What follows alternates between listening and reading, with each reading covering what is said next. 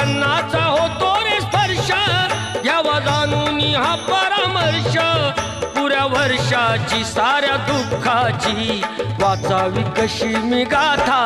बाप्पा मोरया रे बाप्पा मोरया रे चरणी ठेवी तो माथा बाप्पा मोरया रे बाप्पा मोरया रे चरणी ठेवी तो माथा बाप्पा मोरया रे बाप्पा मोरया रे चरणी ठेवी तो माथा